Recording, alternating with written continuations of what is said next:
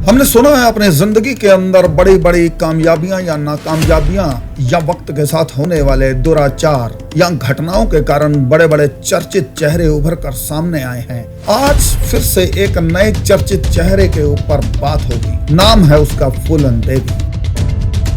नमस्कार दोस्तों, आज फिर एक नई जानकारी के साथ वर्ल्ड नॉलेज चैनल के तहत मैं आपका फिर से अभिनंदन करता हूँ। मैं संजय भाटिया। बचपन से बनी दुष्कर्म के शिकार की बच्ची जिसने अपने साथ हुए नाइंसाफी का बदला लेने के लिए एक कुख्यात डाकू का रूप धारण किया, जिसका नाम था फूलन देवी। 80 के दशक में फूलन देवी का नाम फिल्म शोले के गब्बर सिंह से भी ज्यादा खतरनाक बन चुका था। फूलन का जन्म जालौन जिले के पिछड़े गांव गोरा के पूर्वा में 10 अगस्त 1963 में हुआ था।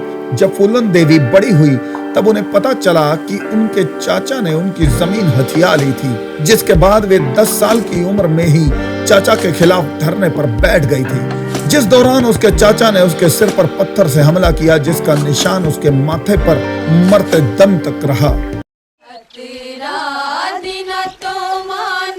लाडी लड़ाया, अभी क्यों करो सामान दूर। 10 साल की उम्र में ही फूलन देवी की शादी कर दी गई थी।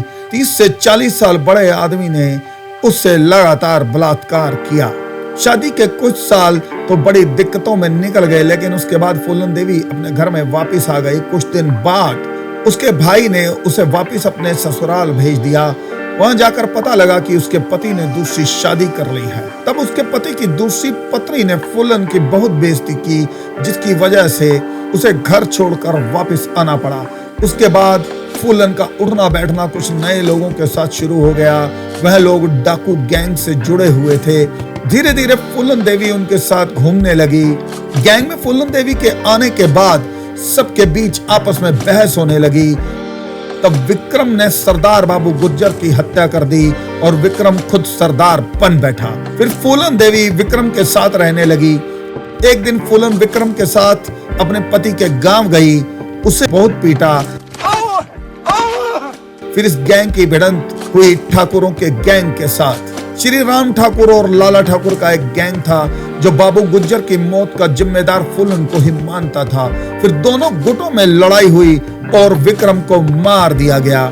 इस कहानी के चलते ठाकुरों की गैंग ने फूलन को किडनैप कर लिया और 3 हफ्ते तक उसके साथ लगातार बलात्कार किया। वहां से छूट जाने के बाद फूलन डाकू की गैंग में फिर से शामिल होगी।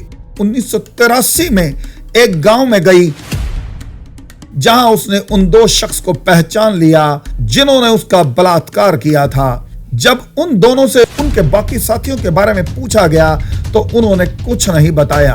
तब फूलन ने 22 ठाकुरों को गांव से बाहर निकालकर एक लाइन में खड़ा कर उनके सीने में गोलियां उतार डाली। यही वह कारनामा था जिसकी वजह से फूलन की छवि एक कुख्यात डकैत के रूप में उभर कर सामने आई। उसके बाद ठाकुरों की मौत के कारण राजनीतिक तंत्र फूलन के पीछे हाथ धोकर पड़ गया। उस समय पुलिस फूलन देवी के पीछे दौड़ रही थी और उस पर इनाम भी रखा गया। तो फूलन को एक नया नाम दिया गया जो था बैंडिट क्वीन। उस समय गांव के एसपी राजेंद्र चतुर्वेदी उसकी गैंग से बात करते रहते थे और एसपी से व्यवहार कुशलता के कारण ही 2 साल बाद फूलन आत्मसमर्पण करने के लिए मान गई थी। मध्य प्रदेश के मुख्यमंत्री अर्जुन सिंह के सामने उस पर 22 हत्या, 30 डकैती और 18 अपहरण के चार्जेस लगे, जिसकी वजह से उसे 11 साल जेल में बिताने पड़े। 1993 में चल रही मुलायम सिंह की सरकार ने फूलन देवी पर लगे सारे आरोपों को वापस लेने का फैसला किया। राजनीतिक रूप से यह बहुत बड़ा फैसला था, जिसके चलते 1994 में फूलन देवी जेल से छूट गई और उसके बाद उमेश सिंह से उसकी शादी हो गई। जेल में रहते हुए एक ऑपरेशन के दौरान फूलन के यूट्रस को बाहर निकाल दिया गया था ताकि वह एक और फूलन को जन्म न दे सके। 1996 में फूलन ने समाजवादी पार्टी का चुनाव लड़ा और जीत गई। उसके बाद 1998 में फूलन देवी चुनावों में हार गई और 1999 में चुनाव में जीत हासिल कर ली। उसके बाद 25 जुलाई 2001 को शेर सिंह राणा फूलन देवी से मिलने आया, जो बोलता था कि मैं फूलन देवी की एकलव्य टीम से मिलना चाहता हूं, जिसने चालाकी से फूलन को घर के गेट पर खड़े हुए गोली मार दी, जिसके बाद शेर सिंह राणा को आजीवन कारावास की सजा दे दी गई। इस तरह फूलन देवी 38 साल के जीवन में दुखी और दुख से भरी हुई कहानी को पूरी करती हुई यहां से चल बसी। दोस्तों, ये अब तक की फूलन देवी को लेकर कुछ जानकारी थी।